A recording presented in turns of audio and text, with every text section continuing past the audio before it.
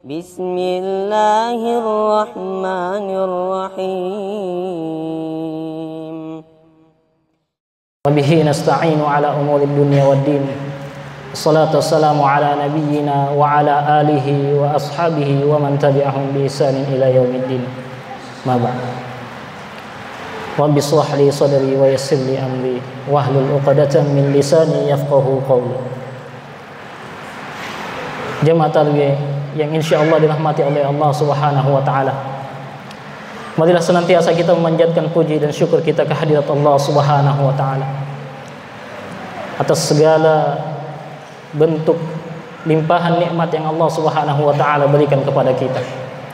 Di antaranya adalah Allah Subhanahu wa taala masih memberikan kita kesempatan, kesehatan. Allah Subhanahu wa taala masih memberikan taufik dan inayahnya, sehingga kemudian alhamdulillah kita masih bisa melaksanakan sholat isya secara berjamaah, dan insya Allah akan dilanjutkan dengan sholat tarawih secara berjamaah pula. Kalaulah bukan karena nikmat Allah Subhanahu wa taala, mungkin saat ini kita tidak merasakan atau tidak bisa menikmati daripada sisa-sisa Ramadan saat ini. Salam dan salawat tetap tercurahkan kepada Nabi besar Muhammad sallallahu alaihi wasallam. Jamaah tarawih yang dirahmati Allah Subhanahu wa taala.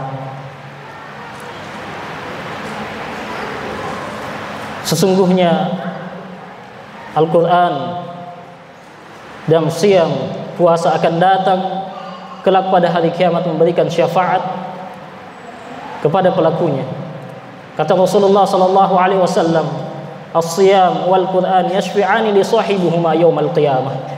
Al-Qur'an dan puasa akan memberikan syafaat untuk orang-orang yang melakukannya pada hari kiamat.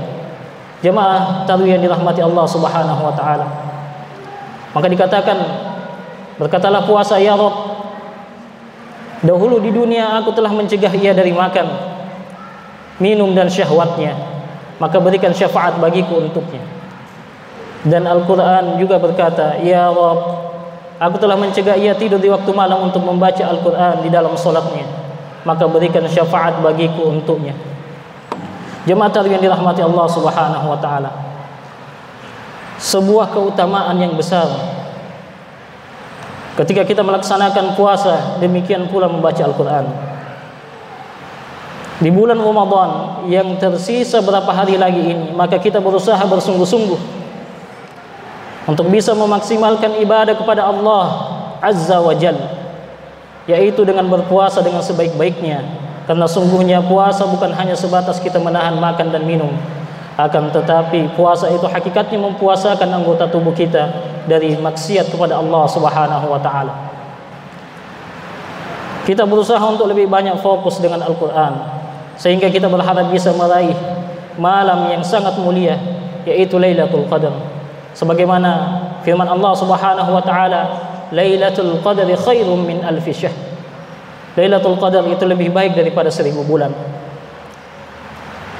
Maka sungguh bahagia orang-orang yang Allah jadikan ia beramal saleh di malam itu, dan sungguh celaka orang-orang yang di malam itu Allah jadikan ia lalai. Bahkan naudzubillah, ia bermaksiat kepada Allah Subhanahu wa taala di malam Lailatul Qadar.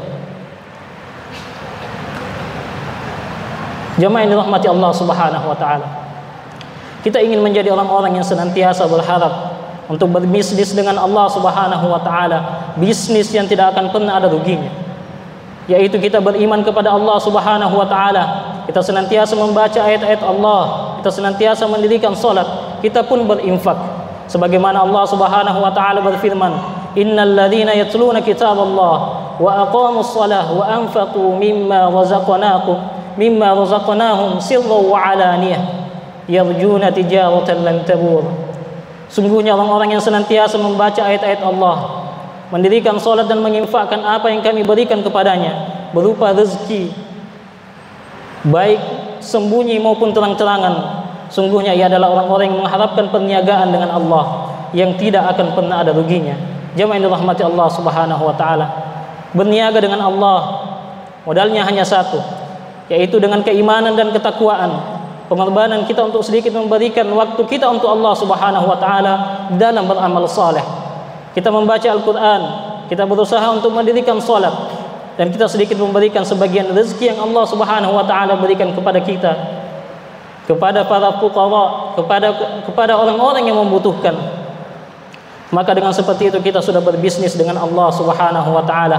Maka di bulan Ramadan ini kita berusaha jangan sampai menyia-nyiakan hari yang tersisa, karena sungguhnya kita khawatir apabila ternyata amalan saleh kita tidak diterima oleh Allah Subhanahu wa taala karena tidak bersungguh-sungguh untuk menjaga amalan saleh. Sebagian orang di awal Ramadan bersungguh-sungguh, tapi di akhir Ramadan ia menjadi lemah dalam beramal saleh. Itu adalah pertanda keburukan jamaah yang dirahmati Allah Subhanahu wa taala. Sedangkan orang-orang yang senantiasa istiqamah dari awal, bahkan di akhirnya ia bersungguh-sungguh, maka itu adalah tanda ia berlomba-lomba dalam kebaikan. Karena yang kita khawatirkan apabila kita keluar dari bulan Ramadan ternyata tidak mendapatkan ampunan Allah. Rasulullah sallallahu alaihi wasallam bersabda, celakalah seorang hamba yang ia mendapatkan bulan Ramadan, ternyata ia keluar dari bulan Ramadan dalam keadaan belum mendapatkan ampunan Allah Subhanahu wa taala. Ini adalah akibat dia meremehkan amal saleh di dalam bulan Ramadan. Jemaah yang dirahmati Allah Subhanahu wa taala, seorang mukmin tentunya di bulan Ramadan ini adalah merupakan kesempatan emas untuk beramal saleh. Karena kita tahu bahwasanya ajal kita terbatas.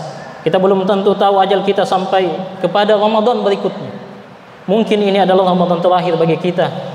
Maka orang yang sadar bahwasanya ia tidak tahu ajalnya apakah akan sampai kepada Ramadan berikutnya, maka dia akan berusaha menjadikan Ramadan ini sebagai Ramadan terakhir.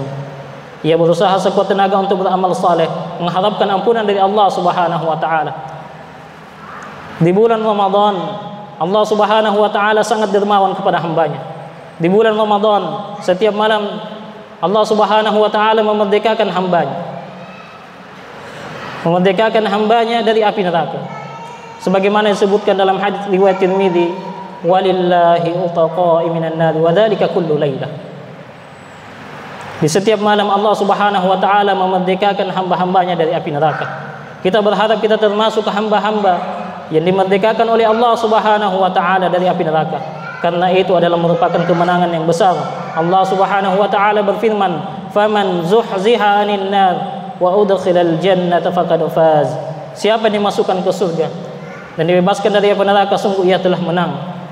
Jemaah yang dirahmati Allah Subhanahu wa taala, maka kita sekarang bersungguh-sungguh supaya amalan saleh ini menjadi kebiasaan kita sampai tua. Supaya amalan saleh ini menjadi perkara yang menjadi adat istiadat kita, sehingga kita pun diwafatkan di atas amalan saleh. Karena seseorang, kata Syekh Utsaimin rahimahullahu taala, seseorang biasanya meninggal di atas kebiasaannya. Jika kita tidak membiasakan berbuat kebaikan dan beramal saleh, maka kita akan membiasakan berbuat keburukan, atau setidaknya kita terbiasa dengan hal-hal yang sia-sia. Sementara tanda baiknya keislaman seorang mukmin ia adalah meninggalkan perkara yang sia-sia. Sebagaimana sabda Rasulullah sallallahu alaihi wasallam, min husni islamil mar'i tarkuhu ma la ya'ni. Di antara tanda baiknya keislaman seseorang adalah dia meninggalkan hal-hal yang tidak bermanfaat baginya.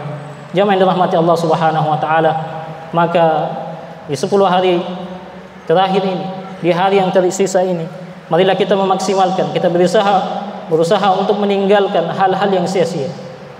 Kita memaksimalkan dengan beramal saleh, membaca Al-Quran, bersedekah, demikian pula kebaikan-kebaikan yang lainnya. Jamaah tarbiyah yang dirahmati Allah Subhanahu wa taala, mungkin ini saja yang bisa saya sampaikan. Kurang dan lebihnya mohon dimaafkan. Subhanakallahumma wa bihamdika, asyhadu an la ilaha illa anta, astaghfiruka wa atubu ilaik. Tsumma assalamu alaikum warahmatullahi wabarakatuh.